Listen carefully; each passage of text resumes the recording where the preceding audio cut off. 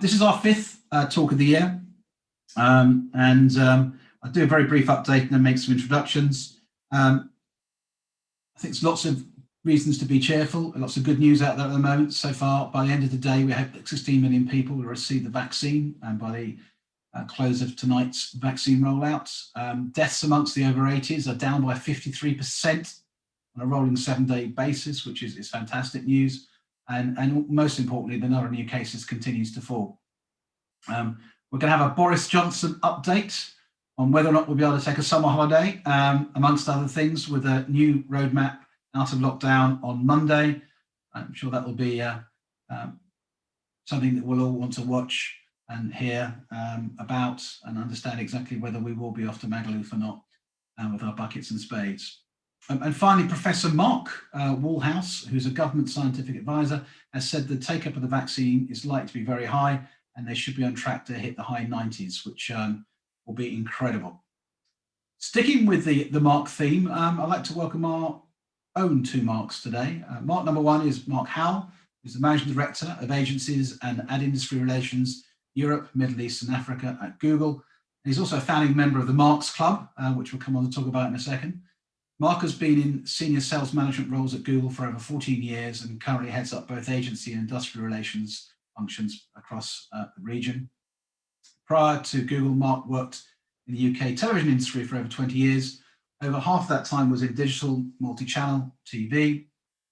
And today his goals remain to ensure that Google builds a lasting and trusted relationship with its agency customers and the industry, most senior trade associations, whilst challenging the industry to embrace the accelerated pace of consumer change and the inevitable need for digital marketing transformation. And have we seen some digital marketing transformation in the last 12 months? In addition to his role at Google, Mark is on the boards of ASPOF, which is the Advertising Standards Board of Finance, the Advertising Association's Front Foot campaign, and the Council of Advertising Association. He's a member of the Marketing Society as well as the Marketing Group of Great Britain, and is the past trustee of NABS. And in his spare time, he tells me he likes to do a bit of open water swimming. Be perfect had he been living in Gloucestershire. And he's now raced the classic escape from Alcatraz swim in San Francisco Bay 3 times. You have to ask yourself, why San Francisco and Alcatraz? I'll let him explain why later. Since COVID, his water bike home has seen an awful lot more use than open swimming. He's educated at the University of London, lives in Surrey with his wife and sometimes his 3 children when they come home, or I guess at the moment when they're able to come home.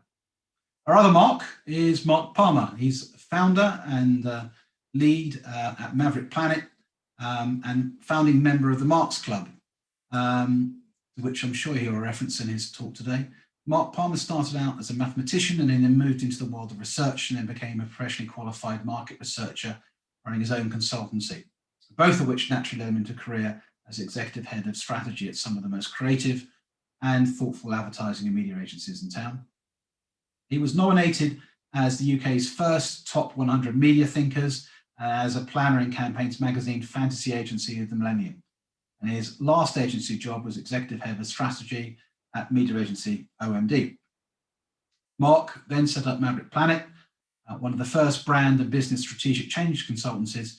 And Mark works on a very broad range of projects, normally with CEOs, CMOs, boards, and their teams. As it happens, Google was Maverick Planet's first and founding client. And today his diverse range of clients includes Bupa, Sky, Cadbury's, Dixon's, The Economist, the English Cricket Board, Ladbrokes, Lego, RBS, Samsung, SSE, Vodafone, the government of Denmark, and of course, Noel Evans. So a rich and varied past, and I've asked Mark Palmer to be in the seat today, firing the questions to Mark Howe. For those that don't know Pimento, we do host these calls on a near weekly basis, and you're all welcome to come. And it's good to see so many new faces today, so thank you for joining us. I'm going to now make the two Marks the visual focus, as it were, and I'll hand over to Mr. Palmer. Hopefully you hear me. Yep. Right. Good morning, everybody. It's quite weird because you can't see people, can't see laughs. So we should probably start off by just a brief explanation of the Marks Club. back in the day when somebody worked out that everybody in media and marketing was called Mark, well, that was a theory, and there was a Monty Python sketch that was basically calling everybody Bruce. So someone just suggested that we should go out for lunch if you were called Mark, and that's basically it. So if any of you are called Mark, you're still welcome. There's another dinner, a lunch, we hope, in January, and it's open to ladies as well. So because we also have a Steve who just asked he could go because he wasn't called Mark. So that's the history, and we're sort of quite vaguely interesting because we've sort of transcended Mark in particular from where he started. So just for context, when Mark started at Google, digital media was 6% of ad spend, and Google was a part of it. Now it's a third of all ad spend. Okay, well, and so digital 60%, Mark. Digital, yeah, and Google's a third of the total. Yeah, roughly speaking. So what do you given that's quite a massive transformation over time, why has it changed so much in simple terms? What's the reason? Well, thanks for having me, Mark and Stephen, and everybody else. Welcome to this Pimento session. Well, I guess one of the main reasons is me, of course. Joining Google at a pivotal time. I'll say me, and actually I can see an ex-colleague, Barney Durant, on the call. So I have to say that Barney probably had something to do with it as well. And anyone else that worked at Google over those years. But as you say, Mark, I've been in Google 15 years. When I joined in 2005, the online digital ad market was about barely $1 billion, £1 billion rather. And in those days, the print market had sort of 40 odd percent market share, TV 26% market share, and digital, as you say, about 6%. It's now digital's about 60% market share in the UK, one of the single greatest shares of advertising anywhere in the world. And TV's down below 20, probably 18, and print is below 10, round about 6 or 8, not including their digital stuff. So what about that change? How's that change come about? Well, largely speaking, in that day, as it is still today, it's about entrepreneurship. Actually, the British advertising ecology was very much driven. The digital ecology was driven by entrepreneurs, those that were prepared to step in, take risks, set up this independent network of agencies. There was the business was predicated by a lot of small businesses, as it is today. As you all know, a lot of the digital big platforms, ourselves and Facebook alike, a vast proportion of our business comes from small, medium-sized enterprises, and creativity. There's a huge degree of creativity in digital and in digital advertising, and it was really borne out in those early days. And actually, in truth, search was just a truly effective medium that was lean in and customer driven, and actually worked. I never thought I'd leave telly. I haven't worked in telly for 20 odd years, from Yorkshire and Tyne TV to Thames Television, for those that remember it, through to Flextech Television, to setting up a digital sales house, IDS. I never thought I'd leave telly, but when sort of Google came calling and we got bought by Americans at Flextech, I thought, oh, I don't want to work with Americans. And then I ended up at Google, for God's sake. And I suddenly realized this search model that Google had was just a phenomenal model that was pure advertising at its purest. But there's obviously Google's got a great thing, and you could argue your job's really easy, therefore you're just sitting on something that sells itself, arguably. Yeah, that's what we do. But open the window when it comes in, Mark. But there's two sides to this. There's other media, let's take newspapers, for example, who haven't reinvented themselves. And to what extent is it that Google has? So, I mean, knowing enough of it, Google isn't just, search anymore. It's, you've got YouTube, you've got mobile. So how does Google behave as a business that you don't see what you're seeing? Yeah, it's a great question. The simple answer is, anyone that's on the call that's ever worked at Google, that, and the reason why I'm still there 15 years on is that pretty much every year, every 18 months, there's a sort of a reinvention, there's a reorg, and it feels like you're working in a different company.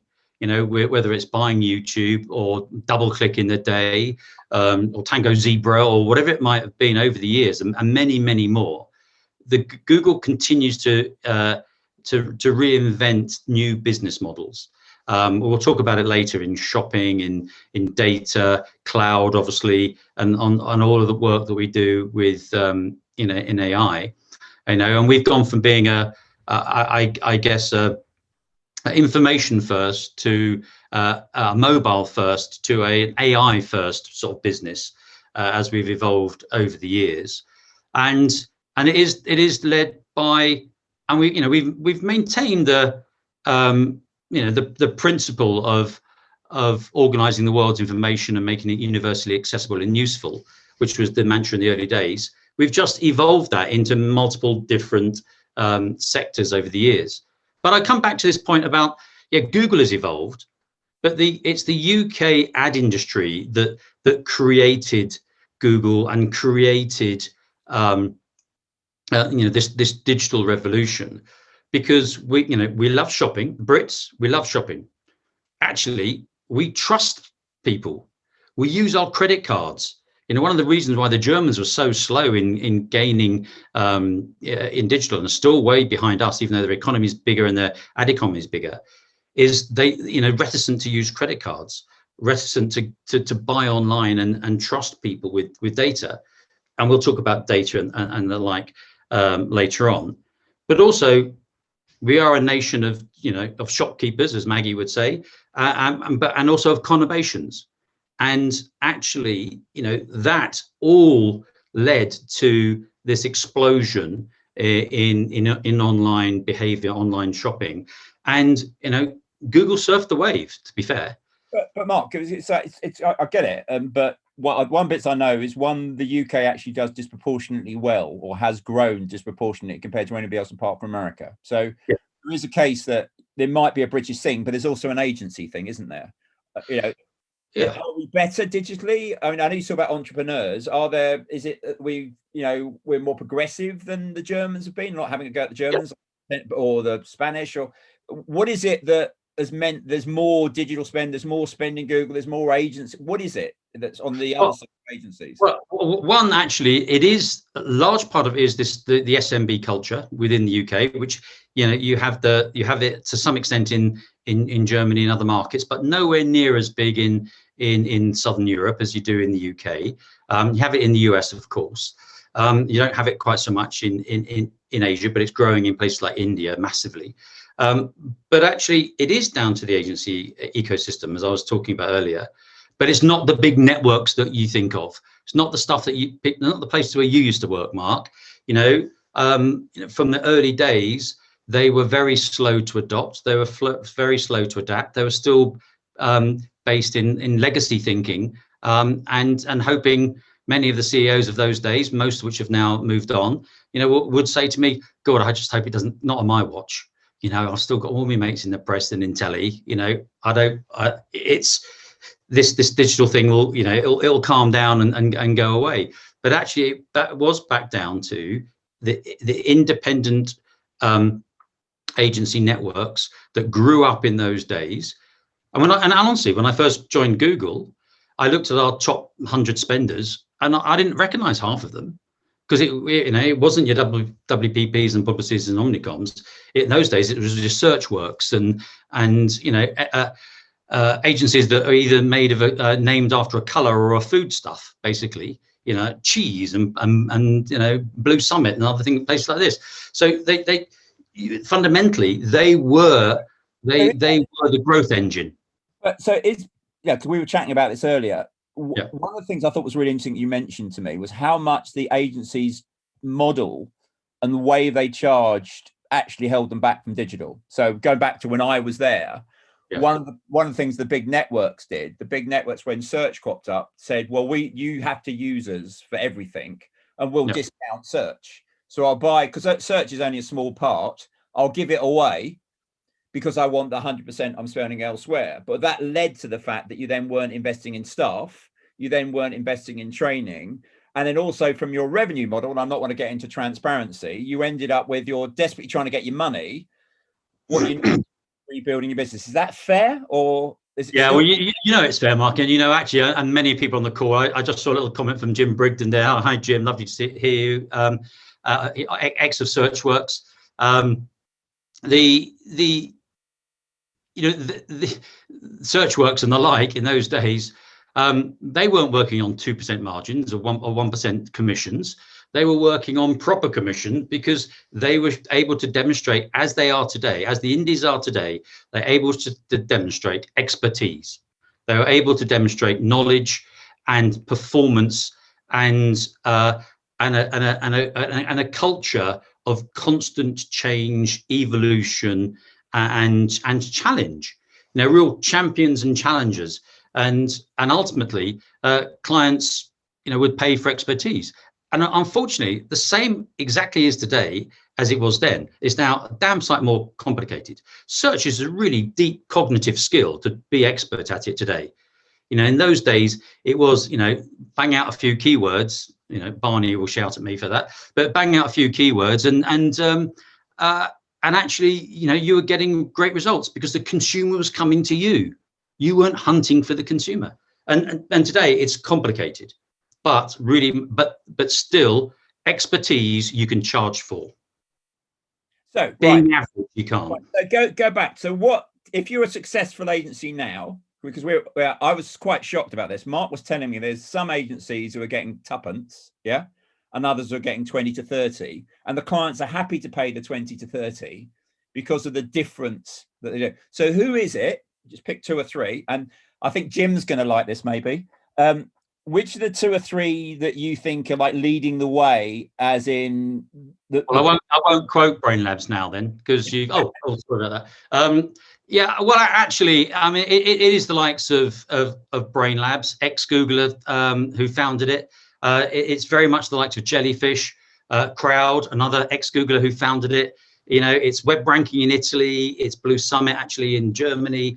All around Europe, we have experts. In the UK, we have more than anywhere else in the world. Yeah, but going back, they've got experts, and for people who don't know, what is it they're offering their clients in this space that they, maybe not getting as much? You and I were chatting earlier. There's always good people in a big agency. The problem is there isn't always enough of them. Yeah. But therefore, the quality and the caliber of what they're getting. What is it they're offering their clients? So if you would say, not doing their sell, the reason you would go to a Jellyfish or a Crowd or a Brain Labs is because we do. What is it that they're doing that nobody else is doing? Well, they're understanding the consumer. They're utilizing the insights that are available. They're utilizing the tools that are they're utilizing our tools, and they're leaning in as a true partner, and then they're building on top of our tools, as opposed to over the last 10 years, too many of the big networks had to build their own because they didn't want their eggs in one basket. The true entrepreneurs respect the fact that perhaps Google can make tech a bit better, has a bit more resource, and so they lean in. They use our tech, they build upon it, and they become expert at it. And because they put kids on it and folks on it that really live and breathe it, but they use the insights, they use data, and they're constantly evolving. And actually, as you'll see in the last, those 3 of those companies I just mentioned have all had a vast sum of money injected into them by various bodies, companies over the last 12, 18 months. And unfortunately, as you well know, Mark, when you were, working back in the day, you were probably the data insights bloke, you were the strategic planner, you were the research bloke, and of course that was a huge team. It was you sitting in the basement with your TGI. Around the sponsorship unit as well. Yeah, exactly. So I'm very interested in this word customer, because we were chatting about this. It's one of the things I thought was really interesting when we were chatting is that the problem we've got is people think they know this word customer versus targeting. What do you mean by customer? How's a Brain Lab seeing a customer different to how an ad agency might see a customer, and how an agency might see a targeting? What do you mean by the word that the industry might? I can tell you what I think. I'll use a quote, and we talked about this before. Use a quote from Aristotle, which is, it's a quote from Socrates, which is, the only true wisdom is knowing you know nothing.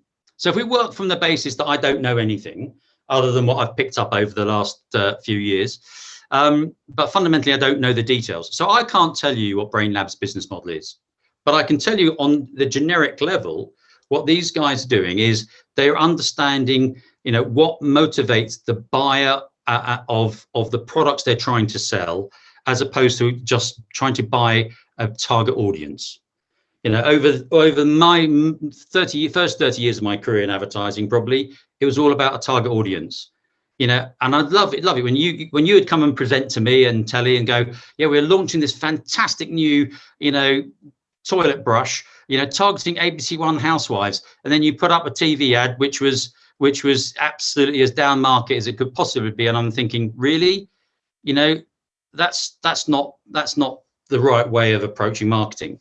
So these guys, they understand their users, they understand their customers, they understand their customers' objectives, and they absolutely go out to fulfill their customers' objectives, their marketing, from a marketing point of view.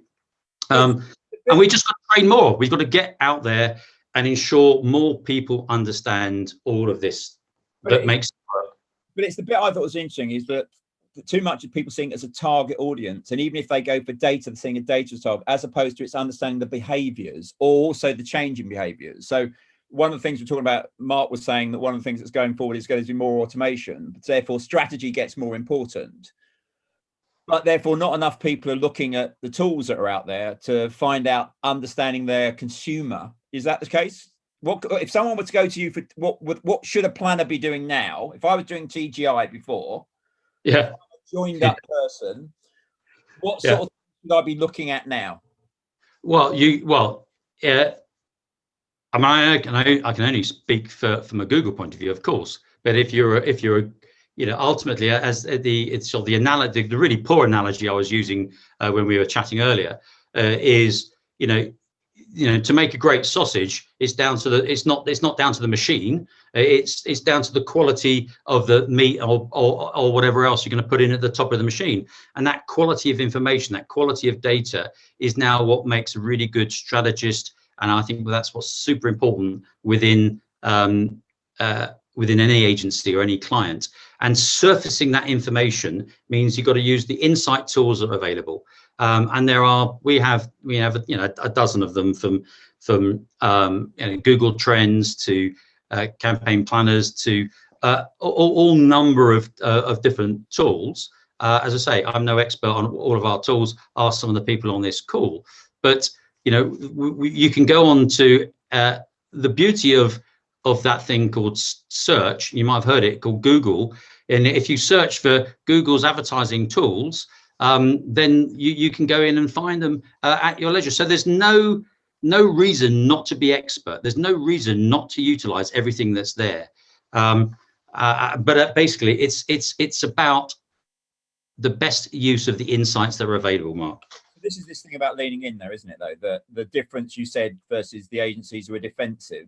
And I know, admittedly, you can understand that you're going to take a lot of money, and the same with Facebook. But the difference is someone going, well, actually, I may as well borrow what's there and then add to it to make a difference. Yeah. Right? On that basis, you've got various tools and data. Obviously, we're in the middle of, or I don't know what the phrase now is for a pandemic or what we want to talk about. What are the shifts that therefore Google has seen?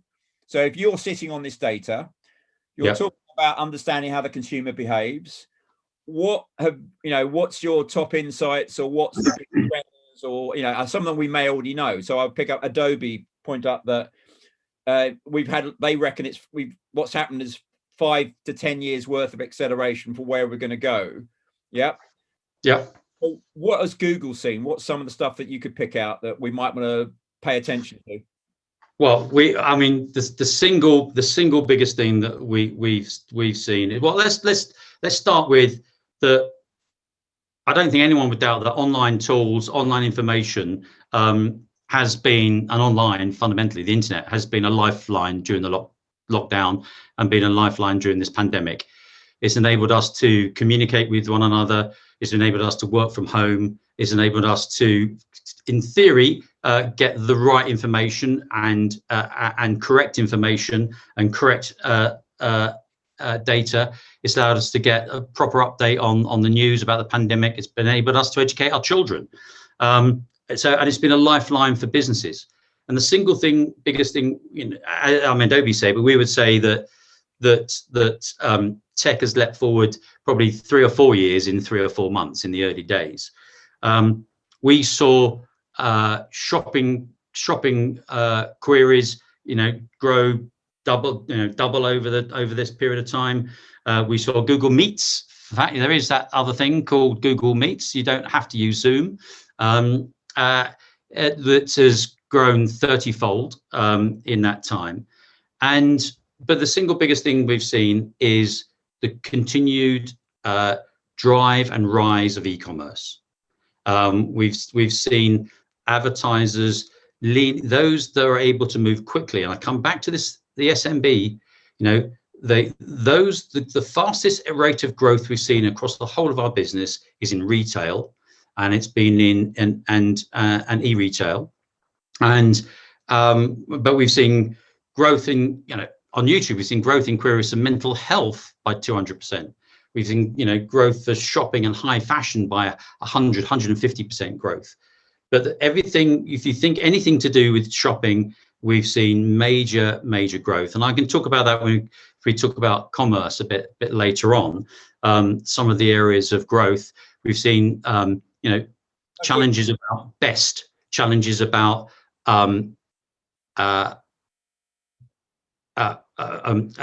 deliveries.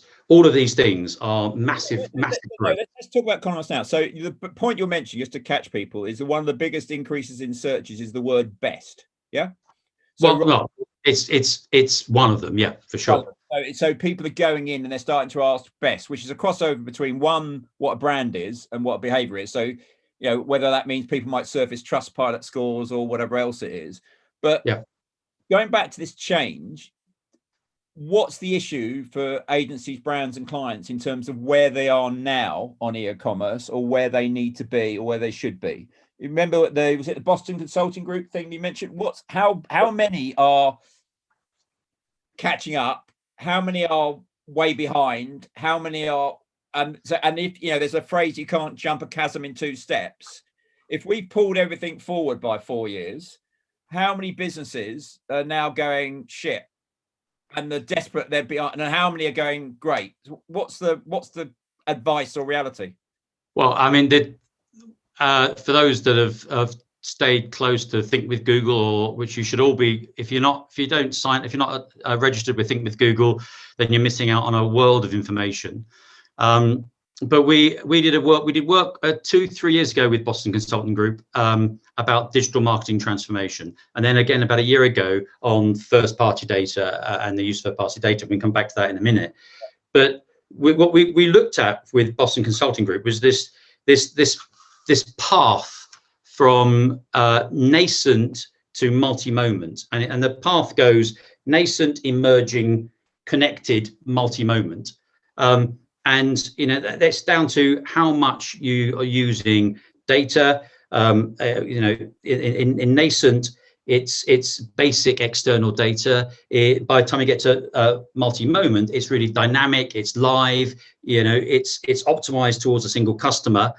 And the majority of marketing is in this emerging or connected, which is they're sort of half pregnant. They're getting there, but they're not great. They've got a bit of data.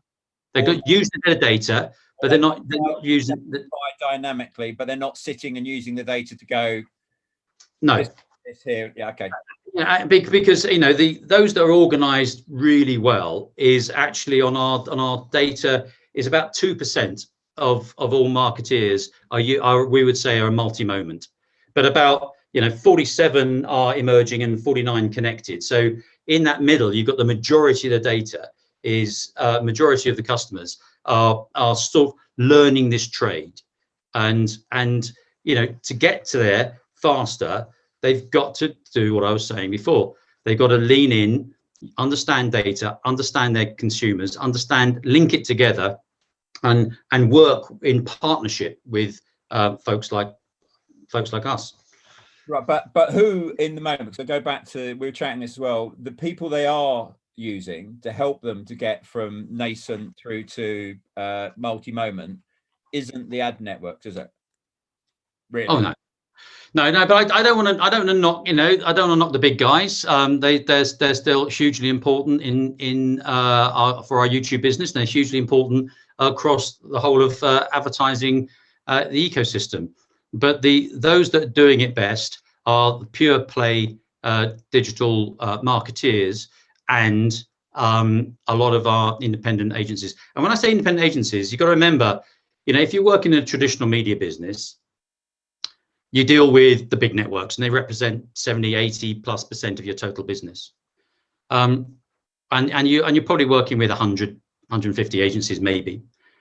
Across Google or UK EMEA, we're working with, let's call it 20,000 plus agencies. There is this long tail of clients, but there's this long tail of agencies that I'm sure are members of Pimento that are working for multiple clients and who are working to drive better ROI for their businesses. Okay. But there's so much work they can do. The search maturity, commerce maturity work that we do. It comes back to, we talked about training, Mark. We have set out at Google we set out to train 5 years ago with Grow with Google. We set out to train 1 million Europeans. We're now at 14 million Europeans and 70 million people worldwide on digital skills. And could be marketeers, but it could be just schools, any form of business, trying to educate them to use digital skills. We use it through our digital garage program in the UK and similar programs around Europe. What is the digital garage? Digital garage is where we fundamentally take over a building, often a bit like a pop-up retailer in a high street, and we give it a big old Google branding, and we invite anyone to come in and talk to the experts that we have there to understand how to use Google tools, how to use the insights and all the vast array of tools that we have, from how to use maps even, and by doing so, it's helping the digital economy. Okay. So one of the other, we talked earlier about how Google moves on. So every now and again, Google does this. So can I pick up one that it's obvious that seems to be quite front foot? You're about to get rid of third-party cookies. You've announced, though, just before last year, Google announced it was going to get rid of third-party cookies within 2 years. Yeah. Isn't that sort of like, is that wise, or why are you doing it? Well, to be fair, it's, if you think about it, cookies, I think, were invented over 20 years ago, and they were then a plug to fill a hole. We are following the crowd to some extent, but quite frankly, what we want to do is ensure that any future advertising and marketing on our platforms is privacy safe, privacy first, and as a result, if the deprecation of cookies will likely happen next year. But what we've done is we've set up what we call the Privacy Sandbox, which is an amalgamation of open source, open source location for anyone to come in and talk about how we can build new tools. And we've, without going into the details about the federated location of cohorts and the like, we basically, over the course of this next few months, will be announcing how we are building a future-proofed system without personally identifiable information. So in the future, we'll be working to ensure that there's no personally identifiable information. At the moment, there are still workarounds, and people are thinking about workarounds for third-party cookies, and that involves fingerprinting, which fundamentally behind the scenes without you knowing about it. It's taking information off your IP address. What we will do is drive almost it's a crowdsourced information that, but you'll be hidden in the crowd, and by using AI and aggregated data, we will be able to do as near as damn it the same sort of job that cookies could do in the past. And that so far the tests we've been running are getting used about 95% efficacy. So it feels like a bit like the vaccines. As I understand Sandbox is a consultation process. So like going back Google moving on, you're having, rather than what you did before when you first joined, where that Google removed agency commission, I think about a month after you arrived, said, go on, show how well you are at selling. Yeah, let's not go back to that. But they're now having a consultation process, so that it's still going to be Google's, but you're saying you can have an input. Yeah. Oh no. I mean, we're working with the W3C, which is the I guess trade body that looks after the World Wide Web.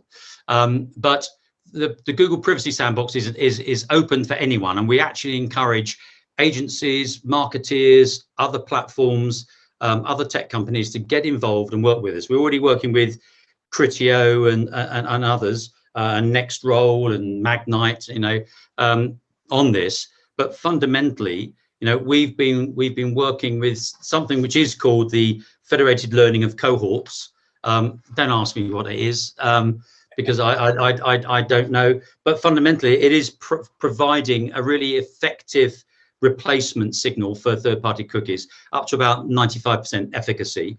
And we've just replaced what was previously called on Chrome called Turtle Dove with something called Fledge. So if you go on, again, I recommend that you look at the Google Ads and Commerce blog. It's all there, and the links are there, and the links are there to get involved. The links are there to get involved so you can understand it deeply. So I recommend any agency that's not already thinking about how their business will work in the future without third-party cookies to get on and test and think about. I want to come on to that significant moment, but just to play the devil's advocate, going to your point, lots of businesses are using cookies. There's lots of data platforms using cookies. They're going to criticize you and go, you're taking control of this and revenue. Yeah. So how would you argue with that? Well, no, I mean, what we're doing is it's just the inevitable evolution of an outdated mode of personal identifiable data to comply with the future of privacy across Europe and the world. Cookies will no longer be allowed. They won't be valuable. They will be, personal identifiable. And let's be honest, anyone on this call, how many times you get a cookie consent comes up and you just press OK. You don't check it. You don't go in and clean your cookies. You probably do, Mark, but most people don't. And as a result, you've got a pair of slippers following you around the internet for the next 5 years. So nobody loves cookies. So let's not all get heads up with the end of the third-party cookies. They're a sticking plaster on the future of how the web should work, and quite frankly, what we need is a privacy first alternative, and we need to work together on that as an industry. We've got resources, we're putting a lot of resources into it, but absolutely the sandbox is there for everyone and his dog to come in, work with us to come up with viable solutions, because make no mistake about it, third-party cookies will be gone. And we need a viable solution. I don't know if people have woken up to this. The reality of third-party cookies goes, however they end up. That means if you've got any sort of business and you're thinking that way, they're gone in 2 years. So if your model is based on this or your data is based on this, it's gone. Yeah. Yeah. So now imagine you're stepping out as a consultant. What's the thing that anybody in business or agency world should go, I need to get on the page with? What's the main thing they need to do? Build your knowledge, build site tagging, use tags. Those in the know will be using Tag Manager, Google Site Tag Manager and Tag Manager already to understand how to cross measure. Fundamentally, it's experiment. We need to be future proofing, and you need to do that by experimenting and learning. If we can do another session at any time, Mark, about deep linking that needs to be done. But all I'll say is get involved with Sandbox, get involved with the technologies that exist today, and don't don't rest on your laurels, and don't wait to the beginning of next year. Yeah, but there's a couple of comments in the chat box. It rises the importance of first party data, doesn't it? If you don't have it, yeah. So just go one through that. So if you don't actually own, you need to find a way of getting first party data. It's going to change how businesses are going to work and think, isn't it? Yeah, I mean, ultimately, as I mentioned earlier, I spoke at a number of conferences last year about privacy and first party data. And again, I'm no expert on it. And the great thing about being wise, like myself, is I know when I know nothing, and I know when to bring in experts. But the reality is about first party data is, it is live, it's yours, it's what the consumer has given you permission to use. And it is going to be the future of better better measurement and better targeting. So really build up that first party data banks, and don't use legacy third party data, because it's no longer going to be of any great value to you. So because one of the things I didn't say, like if you take, I'll give an example, Brewdog, Brewdog's a brilliant example. Yeah, and one of the things they were still launching their carbon neutral beer, and they still launched it. But what they did was they launched it in order to get first party data on all their customers, because you got 4 cans of Brewdog for free. Yeah. To migrate them across. And we were mentioning, do you want to mention your partnership with Ford? Yeah, I mean that's sort. I would say that's well, we work. I mean, I would say it's not so much about first party data. Ultimately, it's more about the work we're doing with AI. But we've got a sort of business unit called Google Automotive Services, and so we're putting Android and our services into multiple vehicles, manufacturers, from Renault, GM, Nissan, Volvo, putting in Maps and Assistant and Play. And the Ford deal, which was publicly announced a few weeks back, it's a 6-year deal with Ford, which not only includes our GAS, the Google Automated Services, so Android and everything else, but it's a big cloud deal as well. So if you think about it, cars, car manufacturers are no longer just making cars. They become, they become big users of software, and software will be key. And they'll start to be able to monetize a lot of those connected services. And actually, if you think about it, you're in your car and you're searching, but what's coming back to Ford is information to be able to sell you holidays, golf clubs, you name it. So yes, anything that has connection, anything that has connected data services, anything that collects honestly receivable first party data gives you an advantage to work with consumers in a very transparent and privacy safe way. So but what we've seen, the BCG report from last year, year before, basically showed that whilst I think it was 90% of all marketeers absolutely believe in the use of first party data, less than a third are actually doing it. So there's still a deep learning curve of how to get on board and how to do it. Because we're seeing those that are good, it comes back to that multi-moment piece. Those who are particularly good at utilizing first party data are getting 1.5, 2 times the ROI on sort of an equivalent ad impression. Massive, because I think why I like the Ford thing, it just makes the point about transformation businesses and models. And people previously would sell a car, now you're going to increasingly be updating your software. And if your relationships with the manufacturer in the car, then they're the going to recommend what restaurant you go to. If you've got, and that's a facet now that whilst you're en route going out, You know, not quite know because you're a crap boyfriend and you haven't quite worked out where you're going. Your car can tell you where you're going to go. Absolutely. That goes to me about the way companies and businesses got to start working, because they can't work in their silo over here or their silo over there, because you're never going to have the concept like Brewdog. That's why I like Brewdog. Someone's gone, well, this is a way we can have an idea to capture the data. Absolutely. Yeah. So I'm going to just close out to get some questions, but just one thing. You obviously travel a lot, have traveled, and you're obviously, what's your personal views or tips from this working from home thing? Or what do you reckon? What's Google going to do next with this office of the future? Well, Google is quite conservative in this space. We've helped every Googler set up home offices with, kit, desk services, obviously laptops, lights, whatever it needed, chairs. So we will probably be going to something like a 3-2 version of the previous world. 3 days in an office and 2 voluntarily from home if that's what you want. For me, the great fun part of my job is actually getting around to all the different markets and seeing real people. So I'm missing the fun.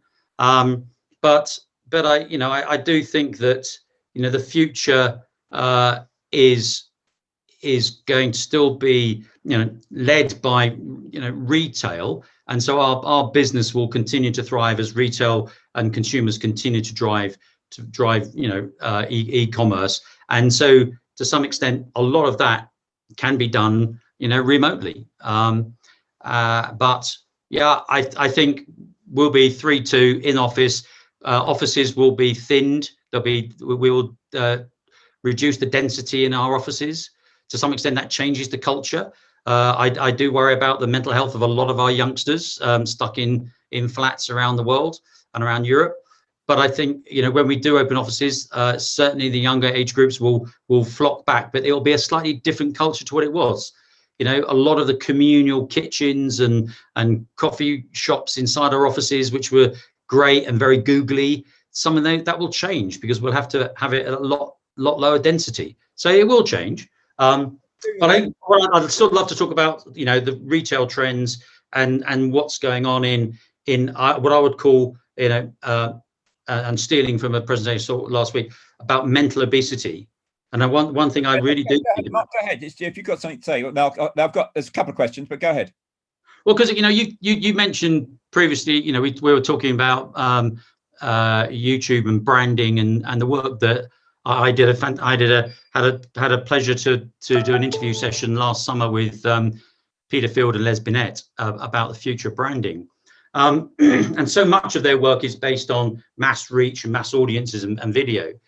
But a lot of work we've been doing, and that's a little plug for a Google Reach search, is think Mark Palmer of today, Decoding Decisions. It's a great book. You should read it. It's about this messy middle, which is the changing purchase journey, and the fact that there are effectively 2 mental modes of exploration and evaluation because there's so many more brands available to you now, and the brands and products are coming at you thick and fast, and yet courtesy of a guy called Mark Howe of the Truth Agency, who presented, I sit on the Mobile Marketing Association board of Europe, is talking about this end of memory. And I thought it was fascinating to do with marketing. Really did, Mark, because I was rereading it last night. And it's this, this outsourcing of memory is changing the way we engage with the world, but also the way in which we engage with brands and marketing comms. And when I say this end of memory, there are so many bits of information that are thrown at us on a daily basis. In fact, I think it's brains receive 12 million bits of information per second, and we can only absorb 100. And so the brain is basically deciphering and filtering, and it's filtering brands, it's filtering marketing messages. So on this, and you don't need memory because you've got this. So you don't need memory because you've got your mobile phone. And so actually, branding has to think differently. I find this whole area about, the immediacy of relevance, and you talk about Brewdog, it's the need to have inhalable messaging. you know, even though we need to get, you know, big brands, big moments, great creativity, what we need is fantastic creativity across the whole gamut of marketing to ensure that messaging is inhalable and retained, because our brains are fundamentally deciphering and dumping it because it knows it can just Google it instead. Yeah, but there's a separate part to it. If you go back to your e-commerce trend, I mean, lots of the advertising models are based on brands looking like this. The rational decision for overload is what's on the shelf, combined with the cues of the logo. But now, if that goes out the window, which is happening now, so Ocado will replace something. That's one of the other things. I think that whole purpose of how you describe a brand and how you build a brand story, not just on imagery, but on other cues, is a bit, I think, is also missing. I don't know how it's done, but the sheer reality of making a decision is not just the sheer volume, but it's also the cues we used to have. I was going to Starbucks because I saw a Starbucks. Now, you know, my decision process isn't there anymore. When that, I mean, I don't know whether that's a big issue for people dealing with, or the sound that it goes with. I don't know what else, but. Well, you'll be getting a message to tell you there's a deal at Cafe Nero next door, so you'll go there. You know, it's the same bloody coffee. But you know, it's a fascinating area to be in at the moment. I just think this notion of performance versus brand, for utilizing data to understand that performance and using creativity and video to drive brand. There's such a linkage now that it comes back to that sausage machine. You really need strong strategists and planners like Mark Palmer and Mark Holden of yesteryear. Lots of Marks again. Fundamentally, if you're called Mark, you're a great strategist. And actually, it's about collecting the right information from the tools that are available from us and all other places, and building a better story. But it's not easy, and agencies and clients need to value it. If you're a client out there, you need to pay your agencies for their thinking and their skills, their use of data and their insights. And if you're an agency, you've got to use automation to cut the costs of your business so that you can employ and utilize the data and brains that exist within an agency.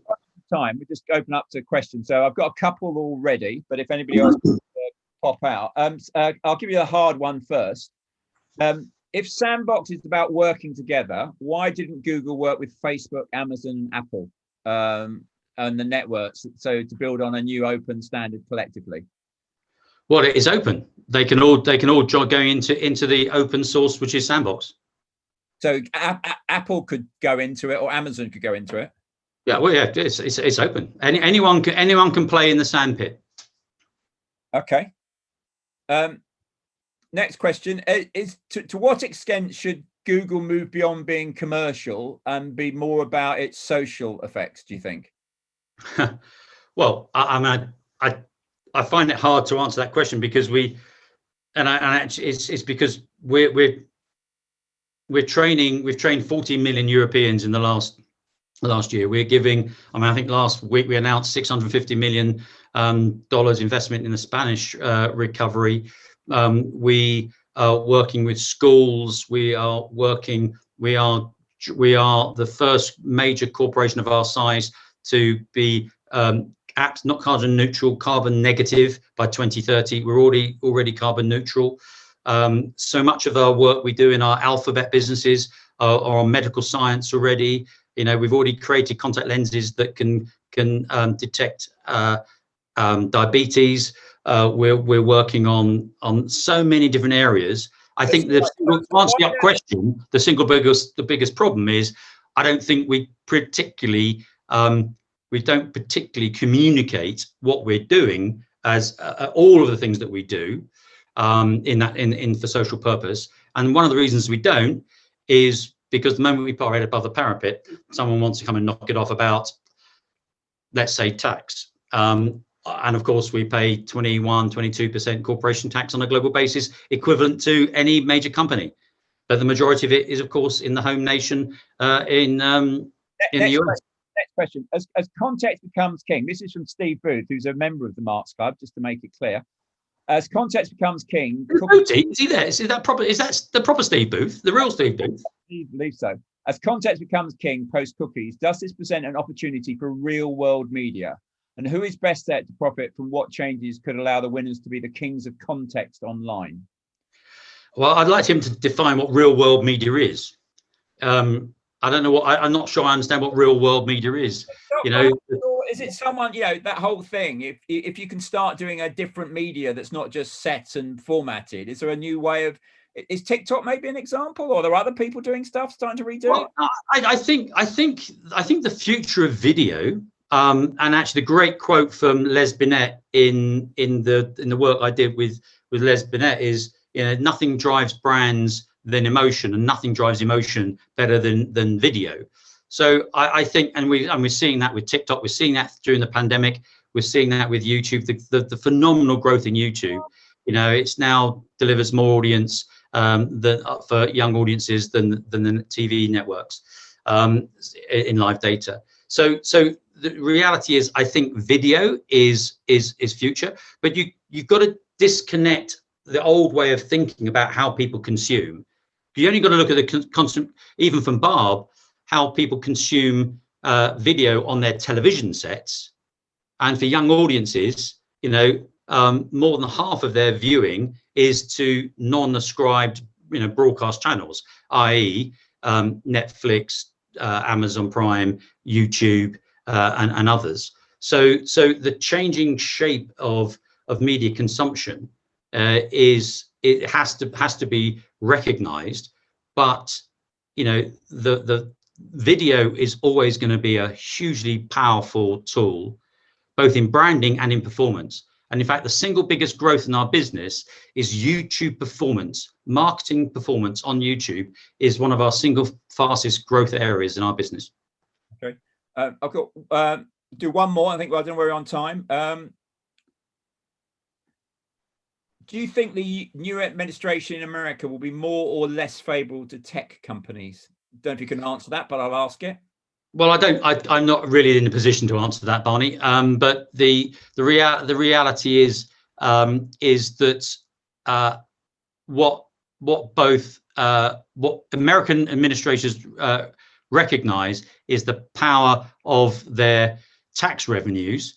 And one thing they're not keen on, whilst we're working with the OECD to get to a much fairer unilateral tax breaks across media across the world, Biden's not going to be in a hurry to lose his. So do I think he'll be more favorable? I actually, so far, we're seeing that it's not dissimilar in truth, because they're being quite pragmatic in the power of Silicon Valley. But what we want across Europe is, and we remember, Tim Berners-Lee was the father of the internet. Where did he come from? He came from the UK. We need to be thinking going forward about how we can create the next Google, the next Facebook. Don't let the Chinese invent the next video platform in TikTok. Let's invent it here in Europe, and let's do that because of the fantastic entrepreneur opportunities and the entrepreneurs that we have in this country who have invested over the last 15, 20 years in digital. And I just see that only growing over the course of the next 10 years. I'm really excited about where the UK will sit in the digital world league. Okay, Stephen, thank you very, very much to the two Marks. That was excellent. And I think perhaps a good way to end today's session. I suspect we could have got on for another hour. Lots of very interesting insights into what the future may look like, and obviously into the world of Google. So I'd like to thank Mark Howe and Mark Palmer for today's session. Next week, we're taking a little bit of a breather, and we'll be back the following week at the same time with Nigel Mills, CBE, who's the Chief Executive of Lakes Distillery, a brilliant business that really has evolved into a global brand in the last few years in the luxury whiskey market. Hopefully I'll be doing some tasting with him, whilst you can all imagine how wonderful it tastes. But that'll be in 2 weeks' time. As I say, in the meantime, stay safe, stay sane, and stay at home, and have a great day. And thank you once again, and hope to see you all very soon. Bye-bye. Everyone, have a good week. Thank you.